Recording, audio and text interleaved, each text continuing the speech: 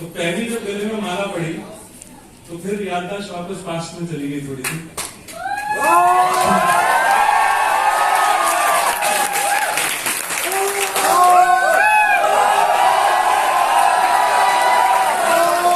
तो एक बार के लिए थोड़ी सी ना अंदर से घबराहट शुरू हो गई। ये घटना 8 साल पहले भी हुई थी। फिर थोड़ा सा आगे बढ़ा, 2-3 माला और पड़ी तो मुझे समझ में आया कि उस घटना में एक ही माला पड़ती थी। और ऐसी हिम्मत आदमी बार बार शायद ही कर पाता है। ये आप नहीं समझोगे। दूसरी बात, मुझे वाकई में आप लोगों का एक्साइटमेंट, तो जो चांद देखने के बाद में मुझे रियली ऐसा महसूस होने लगा है कि जब मैं ये एडमिन वाली साइड पे अपॉइंट हो रहा था तो मुझे लगता है कि मुझे एक बार प्लान जरूर देख लेना चाहिए था।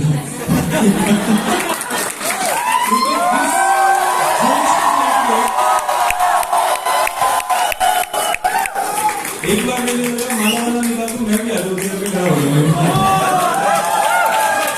चलिए, थैंक यू सो मच। और मुझे लगता है कि ये एक ऐसी सिचुएशन है मेरे लिए, क्योंकि जहां जब इतने बड़े बड़े दिग्गज स्टेज से बात करके उतर जाते हैं ना, तो मेरे लिए बहुत कम बचता है बात करने के लिए, है ना। लेकिन ये मैं मतलब लिटरली ये कह सकता हूं कि मैं पिछले 16 साल से ऑलमोस्ट कह सकता हूं कि मैं डायरेक्ट सेलिंग में हूं। और मैंने कई सारे लोगों से मुलाकात करी, कई सारे लोगों से बात करी, अलग अलग तरीके के एक्सपीरियंसेस सुने, राइट। कई सारे लोग ऐसे आते थे जो बिल्कुल नहीं जानते थे, और कई लोग ऐसे आते थे जो बहुत कुछ जानते थे और टेबल पे बैठते ही नेगोशिएशन शुरू कर देते थे, है ना। लेकिन यकीन मानिए, मेरी लाइफ का पहला एक्सपीरियंस था जब मैंने पहली बार अकरम भाई से बात करी थी फोन पे। और मुझे याद है तब भी वो कहीं से ट्रैवल करके आ रहे थे और उन्होंने मुझे कहा था, और ये शब्द मेरे दिमाग में आज भी ऐसे घर कर गया कि मुझे लगता है कि वाकई में ये मेरे लिए अनोखा एक्सपीरियंस था कि पहली बार किसी ने बोला कि भरत सर, आपके भाई की भी एक बहुत बड़ी टीम है, मैं आपसे एक बार मिलकर बात करना चाहता हूं, है ना। कॉल कनेक्ट हुआ नहीं हुआ, रिश्ता जरूर उसी मोमेंट में कनेक्ट हो गया, है ना। दूसरा, ये ताली के हकदार आपके सारे अपलाइंस हैं, क्योंकि देखिए आप एक ऐसी इंडस्ट्री में हो जहां अपॉर्चुनिटी और अपॉर्चुनिस्ट होना बहुत मायने रखता है ना। लेकिन ये ऐसा पहला मंजर मैंने अपनी जिंदगी में देखा कि अगर भाई साहब आके मेरे से बात करने के लिए बैठने वाले थे। मैंने कहा, सर ऐसी कोई बात है जो आप और मैं अलग से बात कर सकते हैं, ताकि चीजें हमारे लिए और फ्लेक्सिबल हो जाए और आसान हो जाए और बात आपके और मेरे बीच में रहे। ये ताली आपको दिल से बजानी चाहिए आपके क्लाइंट्स के लिए। उनका पहला शब्द ये था कि सर, मैं मेरी टीम की वजह से हूं,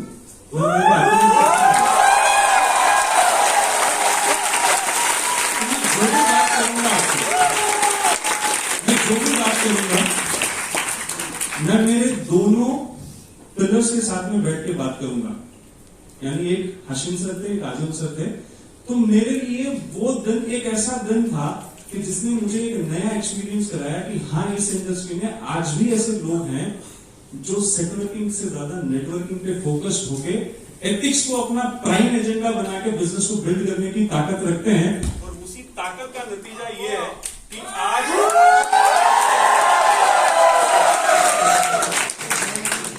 मुझे लगता है ये ग्रैटिट्यूड वाली ताली बहुत ही कम है, क्योंकि अगर ये अप्रोच अकरम भाई का नहीं होता तो शायद मेरे साइड का कमिटमेंट दुगना नहीं हो जाता।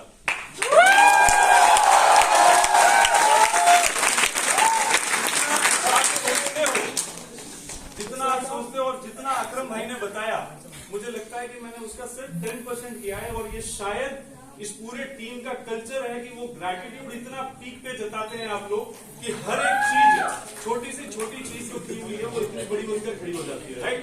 तो एक बार जोरदार ताली आपके सारे अप्लायंस के लिए होनी चाहिए।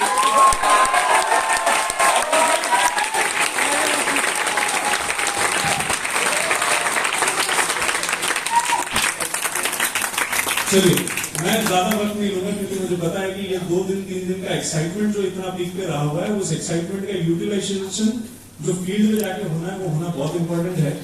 तो मैं अपने बारे में थोड़ी सी चीजें बताऊंगा आपको और मैं जल्दी से अपने मुद्दे को रखूंगा आपके सामने, क्योंकि वो अगर चीजें समझ में आ जाती है, वो चीजों की क्लैरिटी अगर हमें मिल जाती है, तो मुझे लगता है कि हमारा आगे बढ़ने का जो पर्पस है वो बहुत जल्दी क्लियर हो जाएगा, राइट?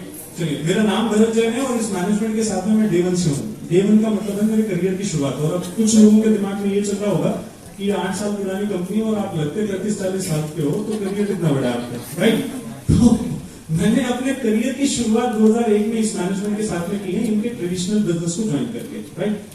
मैं कुछ साल चेन्नई में भी रहा हूँ, मैं मुंबई में भी मैंने इसी मैनेजमेंट के लिए काम किया है, मैंने कैलकाटा में भी इसी मैनेजमेंट के लिए काम किया, मैंने गुवाहाटी में भी किया है, और लास्ट में 5 साल से नॉर्थ इंडिया में काम कर रहा हूँ इसी मैनेजमेंट के साथ में, राइट? और हम सब यूथ है, राइट? हम सब यूथ है। हमारे दिमाग में एक सवाल बहुत खटकता है, क्योंकि हम जब अपना एजुकेशन कंप्लीट करेंगे, कई सारे लोग हमारे बीच में से ऐसे होंगे जो कहीं ना कहीं कॉर्पोरेट वर्ल्ड को चूज करेंगे, राइट? करेंगे, राइट? और कॉर्पोरेट वर्ल्ड का कल्चर आज की डेट में क्या कहता है कि अगर आप किसी कुर्सी पे 1 साल या 2 साल से ज्यादा बैठे हो, तो आपने अपना कंफर्ट जोन पकड़ लिया। मानते हो इस बात को? यानी ये बंदा लाइफ में ग्रोथ चाहता है, नहीं चाहता मुझे नहीं पता, लेकिन इसको कुर्सी चाहिए और इसने कुर्सी पकड़ ली। लेकिन अगर एक कॉम्पिटिटिव बंदा रहेगा तो वो क्या करेगा? वो इमीडिएटली अपने कॉम्पिटिटर को पकड़ेगा, अपने लिए एक हाइक ढूंढेगा, अपने लिए एक अप्राइजल ढूंढेगा, अपने लिए एक प्रमोशन ढूंढेगा, और वो चलता बनेगा दूसरी कुर्सी पे। 5 साल में वो 3 से 4 कंपनी बदल के अपने लिए एक बेहतर पैकेज सेलेक्ट कर लेता है। लेकिन आप सोच के देखिए, अगर मैं 20 साल से इस मैनेजमेंट के साथ में हूं और जिंदगी भर इसी मैनेजमेंट के साथ में रहने की सोच रखता हूं, तो उसके पीछे बहुत बड़ी वजह है, राइट? मैं शॉर्ट में आपको एक किस्सा सुनाना चाह रहा हूं और उसके बाद में मैं अपनी बात रखूंगा। हम करीब 2500 लोग, हमने पहला थाईलैंड का कन्वेंशन किया था इस मैनेजमेंट के साथ में। और सिंस ऑर्गेनाइजिंग कमेटी में होते हैं तो आपको पार्टिसिपेट करने का, ऑर्गेनाइज करने का मौका बहुत बेहतर मिलता है। तो मैं भी उनमें से एक था जो थाईलैंड में ऑर्गेनाइजिंग कमेटी का मेंबर था, और मैं वहां से चीजों को हैंडल करता था। और मैं जिस कमरे में रहता था, जस्ट उसके ऑपोजिट के स्टूड में हमारे मैनेजमेंट की फैमिली थी वहां पे, राइट? अब अचानक से एक अजीब सी घटना घटी उस कमरे के अंदर, और ह्यूमन टेंडेंसी है, हम जाके जरूर पूछते हैं कि भाई क्या हो रहा है। और जैसे ही मैं दरवाजे पे गया, मेरे को रोक लिया गया वहां पे, भैया रुक जाए। मैंने बोला क्या हो गया? बोले यहाँ जो होता होगा वो होता रहेगा, आपकी जो जिम्मेदारी है आप उस पर फोकस करो, जो लोग आए हमारे साथ में आप उनके अरेंजमेंट में फोकस करो। मैंने कहा चलो ठीक है यार, इतना ब्लेंड को हम बोल लेता है ना, थोड़ा प्यार से इशारा से हम तो जबरदस्ती गुजर रहते हैं। 2 दिन 3 दिन निकल गए, कन्वेंशन एकदम स्मूथ हो गया, बहुत शानदार कन्वेंशन कंप्लीट हुआ। हम दोबारा रिटर्न इंडिया जाने के लिए हम लोग एयरपोर्ट पे पहुंचे। तो मेरे एक सीनियर कलीग थे, रूटीन एक्टिविटी से अलग एक्टिविटी वो एयरपोर्ट पे कर रहे थे। फिर क्यूरियोसिटी अंदर की जाके कि भाई ऐसा क्यों हो रहा है, ठीक है? तो मैंने जाके पूछा, सर ये सिचुएशन के अकॉर्डिंग की एक्टिविटी तो नहीं लगती, इतने सारे पेपर तो वापस जाने के लिए नहीं बनते, क्या सिचुएशन है? आप समझना चाहोगे उस वक्त में क्या हो रहा था वहां पे? हमारे जो चंदन परिवार है, उनकी मदर वहां पे थाईलैंड में एक्सपायर हो चुकी थी। ये मैं कुछ साल पहले की बात बता रहा हूँ। और आप सोच के देखिए, ऐसी परिस्थिति में भगवान ना करे, अगर आप और मैं हैं, क्या हम वो काम कंटिन्यू करेंगे जो हम करते आ रहे हैं? स्पेशली एक ऐसा काम जो सेलिब्रेशन वाला है।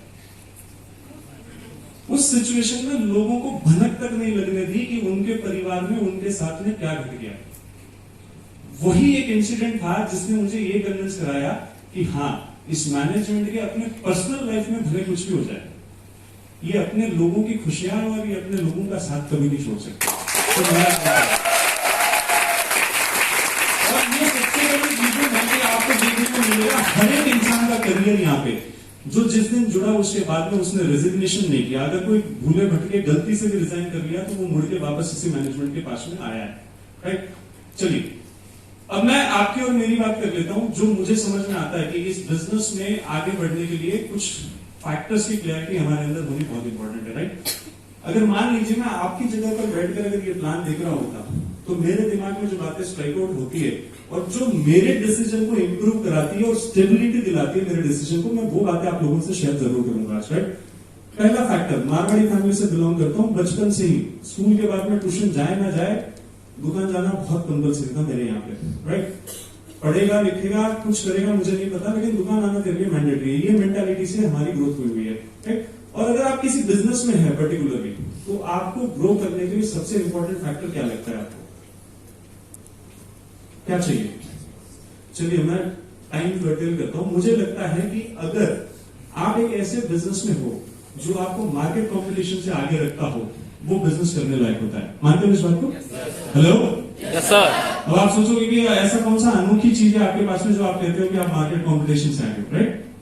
प्रोडक्ट तो सारे बेच रहे हैं, लिवरेगन नहीं तो लिवरेगन का भाई मार्केट में मिल रहा है ना? अब मैं आपको एक बात बताता हूं, हम लोगों में से त्रिफला कितने लोग जानते हैं? हम सभी जानते हैं। इम्यूनो3 कितने जानते हैं? अमेजिंग। आपको पता है ये इम्यूनो3 क्या है? ये इम्यूनो3 वही त्रिफला का एक्सट्रैक्ट है जो आपको कैप्सूल फॉर्मेट में दिया गया, राइट? और ये कैप्सूल फॉर्मेट पिछले 8 साल से मार्केट में बिकता है। सिर्फ यही नहीं, कई सारे ऐसे प्रोडक्ट्स हैं जो हम कैप्सूल फॉर्मेट में देते हैं, लिक्विड फॉर्मेट में भी देते हैं, जो मार्केट में बिकता है, 8 सालों से बिक रहा है और सक्सेसफुली बिक रहा है, रिजल्ट मिल रहे हैं लोगों को, और साथ साथ में इसका टर्नओवर भी ग्रो कर रहा है। फॉर एग्जाम्पल अगर मैं आपको बात करता हूं तो मैं लास्ट ईयर का अप्रोक्सीमेट टर्नओवर आपको बता सकता हूं, क्योंकि फाइनल फिगर्स मेरे हाथ में भी नहीं है। अप्रोक्सीमेटली मैं कह सकता हूं कि 1500 करोड़ का टर्नओवर हमने पिछले फाइनेंशियल ईयर में कंप्लीट किया है ना? 1500 करोड़ का टर्नओवर। प्रोडक्ट त्रिफला मार्केट में दुनिया को पता है, आयुर्वेद 5000 साल पहले से पता है। आयुर्वेद के प्रोडक्ट बना के बेचने वाली मार्केट में कंपनियां आजादी के पहले से है, राइट? है, वैद्यनाथ है, डाबर है, कई सारी ऐसी कंपनियां हैं जो 70 साल 80 साल पुरानी कंपनियां हैं। जानते हुए भी कि भाई इस ब्रांड का 1500 करोड़ का टर्नओवर होता है, आज भी हमारे प्रोडक्ट का मिलता जुलता प्रोडक्ट आपको मार्केट में कहीं नहीं मिलने वाला। मानते हो इस बात को? यहां से बाहर निकलने के बाद में जरूर एक्सपेरिमेंट करना कि आपको आयुर्वेद के एक्सट्रैक्ट एक कैप्सूल फॉर्मेट में मार्केट में मिलते हैं क्या? नहीं मिलते, राइट? सिमिलरली अभी जैसे इस सीरीज में जब हम प्रोडक्ट की बात करते हैं, क्योंकि ये मैनेजमेंट ऐसा विजनरी है कि जो मार्केट लाके बेचता है ना, उससे हटके ही प्रोडक्ट की मैनेजमेंट लाके अपने रैक पे आप लोगों के लिए देता है, ताकि आप इस कॉम्पिटेटिव वर्ल्ड में नंबर 1 कहलाओ। और उसका सबसे बड़ा नतीजा रहता कि कंपनी ने माई डिजी वर्ल्ड को लॉन्च किया आज से 2 महीने पहले। मैं 5 कोर्सेस बता रहा हूं आपको, आप इनकी वैल्यू निकलवा लीजिएगा और माई डिजी वर्ल्ड में वो आपको क्या प्राइस पे मिलती है उसको आप निकलवा लीजिएगा। आपको रियलाइज हो जाएगा कि आप the best company, the best product के साथ में हो, right? Python mastery classes, coding classes, app development classes, ethical hacking की क्लासेस और उसके बाद में रोबोटिक्स की क्लासेस। अगर आप इनके पैकेजेस मार्केट में निकलवाओगे, ऑन एन एवरेज अगर आपके बच्चे को आपको पढ़ाना हो या आपको खुद को ये कोर्सेज 5 करने हो तो आपको मिनिमम 2 लाख रुपए अपने जेब से स्पेंड करने पड़ेंगे। और वही इतने हाईली प्रेस्टिजियस कोर्सेज जो आपके करियर को एनहांस कर सकता है, एक नया लेवल दे सकता है, वो आपको 15,000 के एनुअल सब्सक्रिप्शन पे आपको यहाँ पे कंपनी यहाँ पे प्रोवाइड करती है आपको, राइट? आपको लगता है हम मार्केट कॉम्पिटिशन से आगे है?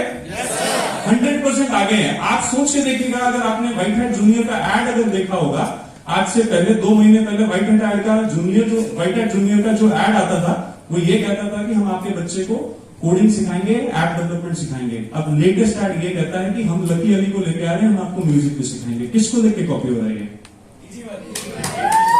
किसको देख के कॉपी हो रहा है?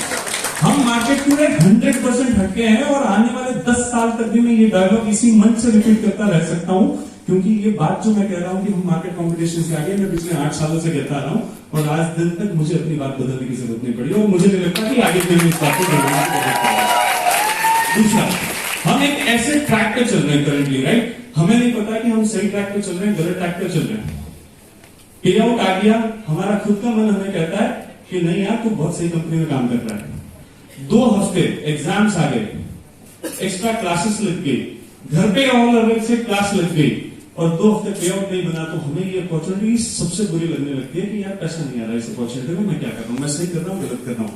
मैं अच्छा खासा अपना एक कोर्स परस्यू कर रहा हूं, मैं यहां से ग्रेजुएशन करूंगा, मैं अपने लिए एक जॉब क्रैक करूंगा और मैं अपने कॉर्पोरेट करियर को एनहांस कर सकता हूं यहां से। है फीलिंग हमारे मन में? हेलो? है फीलिंग कंफ्यूजन वाली कि ये करियर हमारे लिए स्टेबल है या नहीं है? है ये फीलिंग? चलिए मैं आपको एक बात बताता हूँ, ये जितने प्रोडक्ट आपने देखे, ये प्रोडक्ट के रिसर्च एंड डेवलपमेंट कौन करता है हमारे यहाँ पे? साइंटिस्ट है। साइंटिस्ट का नाम क्या है? Doctor DBA Narayana, right? Doctor DBA Narayana ji Ayush ministry के लिए कंसल्टेंट है। मानते हो इस बात को? और ओवरनाइट कोई इंसान अपना ग्रेजुएशन या अपना जो भी उन्होंने एजुकेशन परस्यू किया वो कंप्लीट करते ही वो मिनिस्ट्री के लिए कंसल्टेंट तो नहीं बने होंगे। कई साल उन्होंने इस इंडस्ट्री में गुजारे होंगे, कई सारे उन्होंने अपने योगदान दिए होंगे, तभी जाके वो कंसल्टेंट बने होंगे, राइट? 8 साल पहले जब हमने एलिमेंट्स को लॉन्च किया था, मुझे आज भी याद है जब डॉक्टर नारायण जी पहली बार हमारे मंच से जब उन्होंने बात करी थी, उन्होंने कहा था मैं डॉक्टर डीवीए नारायणा आपकी कंपनी के लिए प्रोडक्ट बना रहा हूं। 8 साल के बाद में अब जब वो बात करते हैं, वो कहते हैं मैं डॉक्टर डीवीए नारायणा, मैं मेरी कंपनी माई लाइफ के लिए प्रोडक्ट बनाता हूं।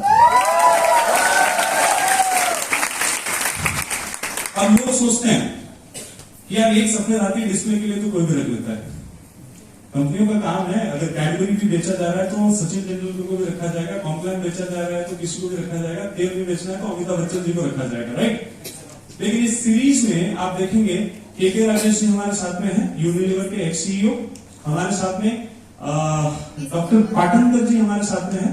पाटनकर जी जो है किडनी स्पेशलिस्ट है, किडनी स्टोन के स्पेशलिस्ट है, और उनके नाम पे 180 ग्राम का किडनी स्टोन सक्सेसफुली ऑपरेट करके निकालने का रिकॉर्ड उनके नाम पे है, और 7 पेटेंट्स उनके नाम पे रजिस्टर्ड है, राइट। ऑफिशियली 2019 में दुबई के कन्वेंशन में डॉक्टर पाटनकर ने अपनी फैमिली के साथ में स्टेज पे आकर ये कहा कि मैं माई लाइफ के साथ में फुल टाइम जुड़ा हूं, इनके लिए मैं प्रोडक्ट डेवलप करूंगा।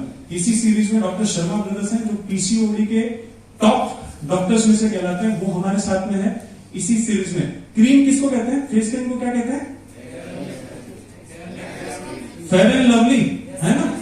पानी किसको कहते हैं? बिस्लरी, है ना।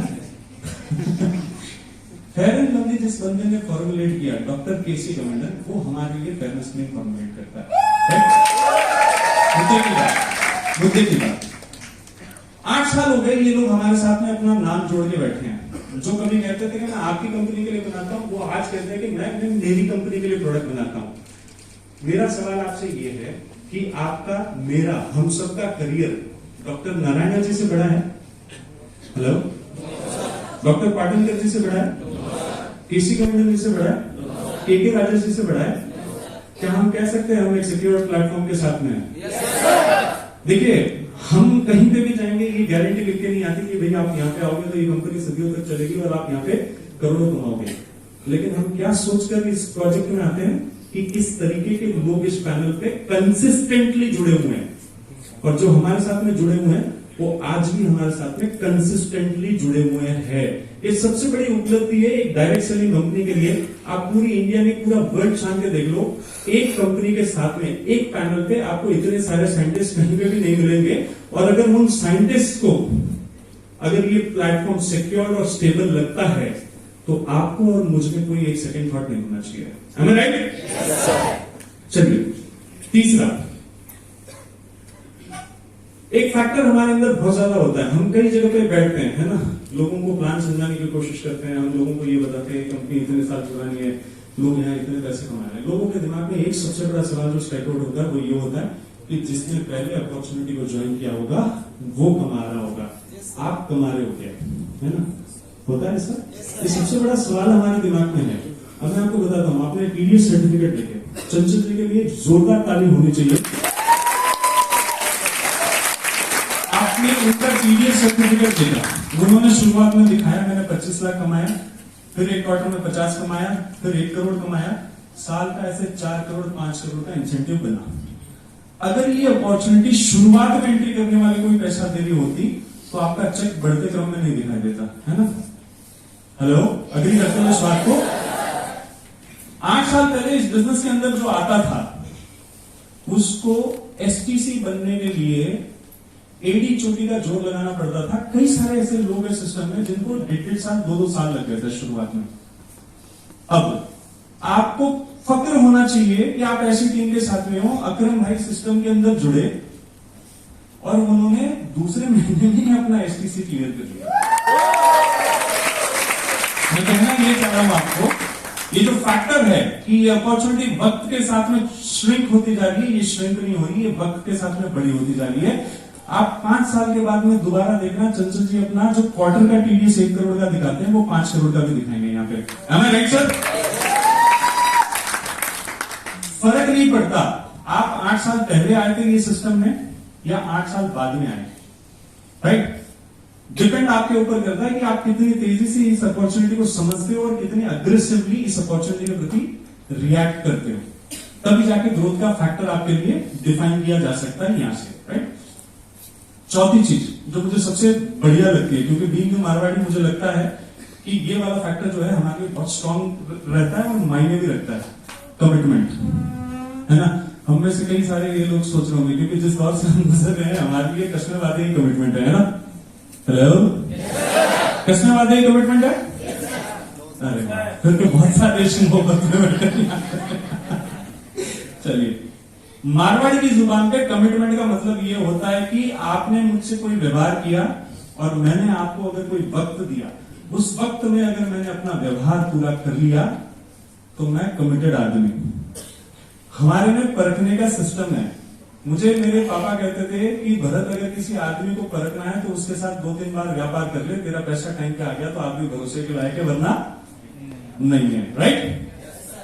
आप सोच के देखिए, पिछले 8 साल के करियर में आपका 500 रुपए का पे आउट बना था या 50 लाख रुपए का पे आउट बना, जो कंपनी में तय डेट और तय सिस्टम में लिखा हुआ है, उस डेट के अंदर अगर बैंक खुला है तो आपके बैंक अकाउंट में 100% पैसा ट्रांसफर हुआ, इसमें कोई दो राय नहीं है। एक सिचुएशन की आपसे 2.5-3 साल पहले की मैं बात कर रहा हूं, जब अचानक से मतलब चेन्नई में बाढ़ जैसा माहौल था, है ना, 2-2 फ्लोर तक पानी भरा हुआ था। राइट? आदमी एक से दूसरे तक पहुंचना है तो उसको बोट का सहारा लेना पड़ रहा था। उस सिचुएशन में मुझे लगा था कि ये हमारे करियर का ब्लैक वेडनेसडे होगा, क्योंकि कोई प्रैक्टिकल पॉसिबिलिटी नहीं थी कि उस दिन पे आउट प्रोसेस हो सके, क्योंकि हमारे सारे पे आउट प्रोसेस होते हैं वो चेन्नई से प्रोसेस होते हैं। यकीन मानिएगा, गूगल करना डेटा और उस दिन का किसी का भी बैंक स्टेटमेंट आप निकलवा के देखना, किसी भी मेगा स्टाइल के डिस्ट्रीब्यूटर का, आपको उस वेडनेसडे में भी शाम के 5 बजे हर किसी के अकाउंट में पैसा आया। और आप आज की डेट में उस मार्केट में हो जहां पे लोगों को पैसा बांटने से रोकने के लिए एक सिंगल वजह सफिशिएंट होती है। राइट? 5वीं और जो सबसे बेस्ट रीजन मुझे इस बिजनेस के अंदर लगता है वो इस बिजनेस का सपोर्ट सिस्टम है ना, एजुकेशनल सपोर्ट सिस्टम, ये सारी चीजें हमने देखी है। मैं आपसे 2 सिचुएशंस इमेजिन करवाना चाह रहा हूं, आप उस सिचुएशन को इमेजिन करके अपना जवाब खुद ढूंढिएगा उस पर। पहला, आप 2 भाई हैं, आपका बड़ा भाई है जो बिजनेस में बहुत सक्सेसफुल है, बहुत अच्छा पैसा कमा रहा है ना, और आप एज यूजुअल कुछ नहीं कर रहे हो, आपके पास में कमाई का कोई सोर्स नहीं है। मुझे लगता है 100 में से 3% लोग इन्होंने ये अनुभव किया होगा कि आपका सगा भाई आपको बिठा के ये बात करें, देख भाई ये मेरी दुकान है, मैं बताता हूं तुझे मैं सामान कहां से खरीदता हूं, मैं प्रॉफिट कितना रखता हूं, मैं कैसे बेचता हूं इस प्रोडक्ट को, और मैं अपना कस्टमर बेस कैसे सेट करता हूं। तू एक काम कर, मेरे पड़ोस में एक दुकान ले ले, तू बैठ जा इधर, मैं भी तेरा बिजनेस सेटल करवाता हूं। हेलो, कितने लोगों ने ये फीलिंग फील की होगी?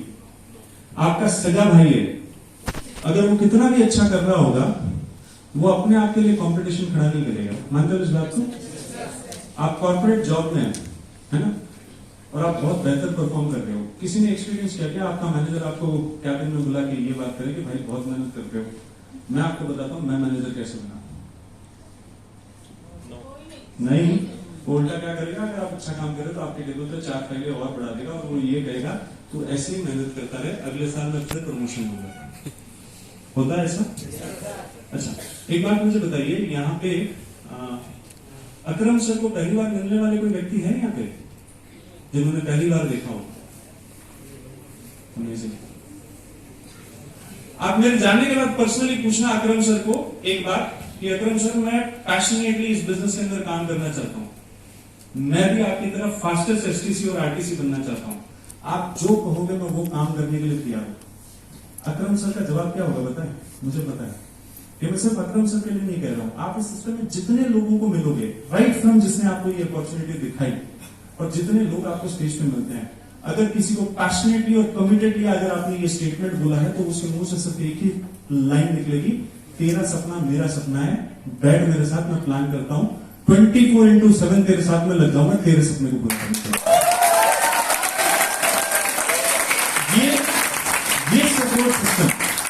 ये सपोर्ट सिस्टम आपको पूरे वर्ल्ड में कहीं पे भी नहीं मिलने वाला। यकीन रखते हुए इस बात से ट्राई करके देखना इस चीज को। देखिए, it's been 17 years since I'm into this industry, right? मैं मुंबई में बैठा था जब मेरे करियर की शुरुआत हुई थी डायरेक्ट सेलिंग की, ट्रेडिशनल की। मैंने ऐसे सिचुएशंस देखे हैं, ऐसे सर्कमस्टांसेस देखे हैं मैंने, जहां पे लोग बिजनेस के अंदर आए और अचानक दूसरे दिन गायब हो गए। मैंने ऐसे भी लोग देखे हैं जो बिजनेस के अंदर आए, सर्टेन टाइम के बाद उन्होंने एक अच्छे लेवल पे ग्रो किया, ठीक है, और मैंने ऐसे भी देखे जो ग्रो करने के बाद में नीचे गिर गए दोबारा। लेकिन मैंने ऐसे भी लोग देखे हैं कंसिस्टेंटली जो आज स्टेज पे दिखते हैं, वो लोग थे जो दोबारा गिरने के बाद में उन्होंने अपने आप के लिए ऐसा रिकॉर्ड सेट किया कि दोबारा कभी नीचे जाने की जरूरत नहीं पड़ी। राइट? आप रीजन जानना चाहोगे ऐसा क्यों होता है? हेलो, ऐसा क्या फैक्टर है उनके अंदर जो गिरने के बाद में दोबारा खड़े होते हैं? हेलो, जानना चाहेंगे? तो ये मेरी फेवरेट एक्सरसाइज है। मैं 5 मिनट लूंगा, मैं वाइंड अप करूंगा अपनी बातों को। रिजवान भाई प्लीज आइए। रिजवान भाई मेरे पर्सनल फेवरेट है एक्चुअली। वैसे अगर सर कि मुझे भी कमजोर नहीं है, ताली जोर बजानी पड़ेगी। मैं 5 और वॉलंटियर स्टेज पे बुला सकता हूँ क्या अभी? 5 वॉलंटियर्स आइए, 5 जने आ जाइए प्लीज। हमने इन 2 दिनों में बहुत सारी एक्टिविटीज करी है ना। हमने सबसे बड़ा फैक्टर ये सुना होगा, 6 दिन हो गए, इसमें आप सब खड़े रहिएगा। हमने सबसे बड़ा फैक्टर हमने क्या सुना है इस बिजनेस के अंदर? चेंज, है ना? बदलना पड़ेगा, है ना? बदलना पड़ेगा। हर किसी के शेयरिंग में, हर किसी के स्पीच में, हर किसी के टॉपिक में एक बात कॉमन थी। क्या था? हेलो, सुना था कि सिर्फ डांस किया था। चेंज सबसे इंपॉर्टेंट रिक्वायरमेंट क्या थी? रिक्वायरमेंट थी चेंज। लेकिन मैं मेरी बात करूंगा, मैं आपकी बात नहीं करूंगा शायद, क्योंकि जब मैं मेरी बात करता हूं तो मुझे ज्यादा बेहतर महसूस होता है। अगर मैं बुरा नहीं कहूंगा तो अपने आप को कहूंगा, आपको नहीं कहूंगा। ये रिजवान भाई है, टाइमिंग आप समझ लो, ये भरत है। कौन है? हेलो, ये भरत है ना? अब भरत की कुछ आदतें हैं। अब ये आदतें भरत को आगे बढ़ाती है या पीछे ले जाके जाती है, ये आपको तय करना पड़ेगा। राइट? टाइमिंग भरत है ना? आ जाओ। आपका नाम क्या है सर? ओम प्रकाश जी, ठीक है? ओम प्रकाश जी के बहुत कल आते हैं मेरे पास। ये ओम प्रकाश जी हैं जो मेरी एक आदत है, ये मेरी एक हैबिट है ना? ये कौन सी आदत है? ये मेरा आलस है। क्या है? लेजीनेस। मैं आपकी बात नहीं कर रहा। ओम प्रकाश जी, मुझे मेरी आदतें याद नहीं रहती, आपको याद रखना है। आप ये कौन सी आदत हो? आलस। ये कैसा आलस है बताए आपको? सब कुछ है मेरे पास में, टाइम भी है, आज क्लासेस भी नहीं है, लेक्चर्स भी नहीं है, वीडियो कॉल पे जो क्लास था वो मैंने ऑलरेडी बंद कर दिया है। अपना इन्फॉर्म करके कह रहा है भाई आज मीटिंग है, जीटीएस करेंगे, 1-2 नए गेस्ट को बिठा दे। भाई मेरे पेपर चल रहे हैं, आज तैयारी करनी है। मेरे पास हर वो वजह है इस काम को ना करने की, क्योंकि मेरे अंदर इतना आलस भरा हुआ है कि मैं अपने कंफर्ट जोन से बाहर नहीं जाना चाह रहा। हाँ जी सर, क्या नाम है आपका? दुर्गेश गुप्ता जी। ये मेरी दूसरी आदत है ना? ये मेरा एडमेंट नेचर है, जिद्दी स्वभाव मेरा। कौन सी आदत हो आप मेरी? जिद्दी, है ना? ये मेरा जिद्दी स्वभाव है। अब मैंने बोला क्लीन शेव करके आना, टकाटक बन के आना, प्रेजेंटेशन में आ रहा है ना? अपॉर्चुनिटी दिखा रहे हैं बड़ी वाली, लेकिन मेरा स्टाइल है, मेरा अपना एक स्वैग है ना? मैं अपने तरीके से ही आऊंगा भाई, है ना? कुछ भी कर लो, मेरा अपना एक एटीट्यूड है, मैं अपने एटीट्यूड को छोड़ के आगे नहीं आऊंगा। ये मेरा आदत है ना? ये मेरा जिद्दी स्वभाव है, ये मेरा एडमेंट नेचर है कि जो मुझे नई चीजों को एक्सेप्टेंस नहीं देता मेरे अंदर। राइट? याद रखना। आज सर क्या नाम आपका? शशांक भाई है। राइट? शशांक भाई जो है ना, ये मेरा प्री जजमेंटल एटीट्यूड है। क्या है? Pre judgmental attitude. ये कौन सा एटीट्यूड है? हर एक चीज का मेरा अपना एक पर्सनल ओपिनियन है। हेलो, हर एक चीज का मेरा पर्सनल अपना ओपिनियन है। आके अपना ही समझा रहा है, देख 2,10,000 चंचल जी के आ रहे हैं 7 आईडी पे, तेरा भी आएगा। बहुत आए भाई ऐसे। तेरा आया क्या अभी तक? दुनिया देखी है मैंने, ऐसे लोग जाते हैं और चले जाते हैं बोल के। क्या बोलते हैं? दुनिया देखी है मैंने। हेलो, पासपोर्ट है? आधार कार्ड पे देखी दुनिया? हमारे यहाँ से नहीं चलता आधार कार्ड पे। कौन सा एटीट्यूड है मेरा? प्री जजमेंटल एटीट्यूड मेरा। हर चीज का मेरा अपना एक ओपिनियन है। राइट? मेरी आदतें मुझे याद नहीं रहती, आपको याद रखना है। राइट? ये मेरी क्लास 2 क्वालिटी है, मेरा इनडिसिप्लिन्ड नेचर। हेलो, जो हंस रहे हैं वो अपना सुन रहे हैं। मेरा एक सेट पैटर्न है। 9 बजे बोला गया था शार्प हॉल के अंदर पहुंच जाना। भाई मैं ब्रेकफास्ट की समय 9 बजे करता हूँ, मैं ब्रेकफास्ट की समय 9 बजे करता हूँ। और सबसे बड़ी चीज, मैं ब्रेकफास्ट करने के बाद नहाता हूँ। 10 के पहले तो मैं पहुंचूंगा नहीं, जो मन लगा लो तुम कुछ नहीं, है ना? कोई तरीका नहीं है, कोई टाइमिंग दिया, कोई सिचुएशन दिया, कितना भी इंपॉर्टेंट काम रहा, मैंने कभी डिसिप्लिन को नहीं अपनाया। राइट? ये मेरी बात कर रहा हूं, मैं आपके नहीं। याद रहेगी, याद है ना? आपका नाम क्या है? अनुज गुप्ता। अनुज भाई, अनुज भाई मेरी सबसे क्लास में आदत है। कौन सी? क्लास में। ये मेरा ईगो है। हेलो, क्या है? ये मेरा ईगो है। ये कैसा ईगो है ना? अपलाइन मेरा थोड़ा सा कम पढ़ा लिखा है, आके प्लान लिखा है, सिस्टम सिखा रहा है, मन में मेरे चल रही है। अच्छा, अब तू भी बताएगा मेरे को कैसे करना है। अपने आप को तो देख ले भाई, है ना?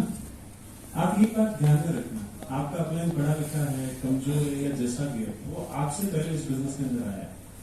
भले 2 दिन का ज्यादा अनुभव होगा, लेकिन आपसे ज्यादा 2 दिन का अनुभव उस अपलाइन का है।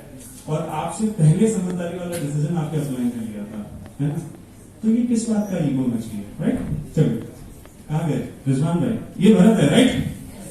एक बार जोरदार ताली हो जाओ यार। ये रिजवान भाई है जो बदलना चाहते हैं। हेलो, बदलना चाहते हैं। मेरी पहली आदत कौन सी थी? आलस थी। बैठो नीचे। अरे बैठ जाओ, कोई दिक्कत नहीं, ऐसे नहीं, घुटनों पे बैठ जाओ, घुटनों पे बैठ जाओ। पकड़ो इनके पैर, पकड़ो कस के। आप खड़े हो जाओ, पैर पकड़ो इनके कस के। आलस ऐसे छूटता नहीं है, कस के पकड़ना पड़ता है। आप मेरी कौन सी आदत हो?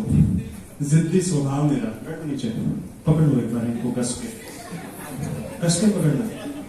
आप कौन सी आदत है? Pre judgmental attitude. कंधे से पकड़ो इनको, यहाँ से बराबर अच्छे से। सर, आप डिसिप्लिन में आते हो थोड़ा सा।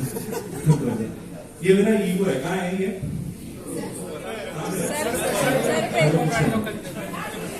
गर्दन।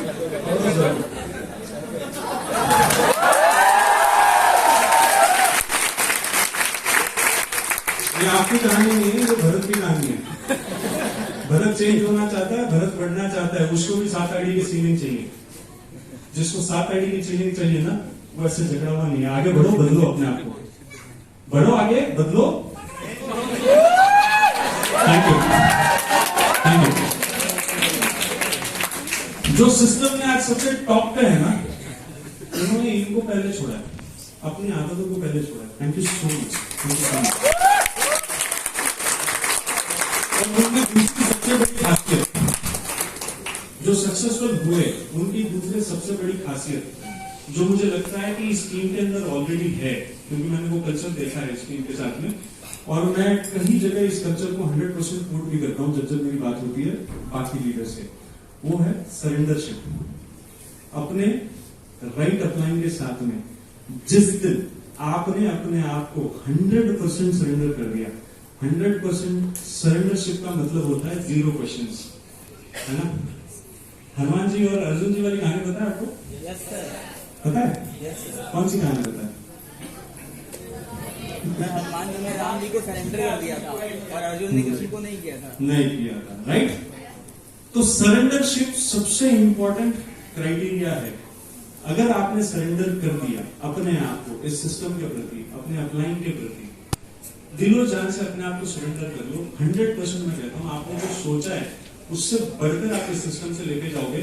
और मैं यकीन दिलाता हूं आपको, जिस दिन आपने सोच लिया कि मुझे पैशनेटली इस बिजनेस को बिल्ड करना है, मुझे कमिटेडली अपने आप को सरेंडर करके यहाँ पे ग्रो करना है, यकीन मानिएगा, मैं और मेरी पूरी टीम, ये सिर्फ मैं कहने के लिए नहीं कर रहा हूँ, मैं 24/7 365 डेज आप लोगों के साथ में कंधा से कंधा मिला के खड़ा रहूंगा, आपके साथ में।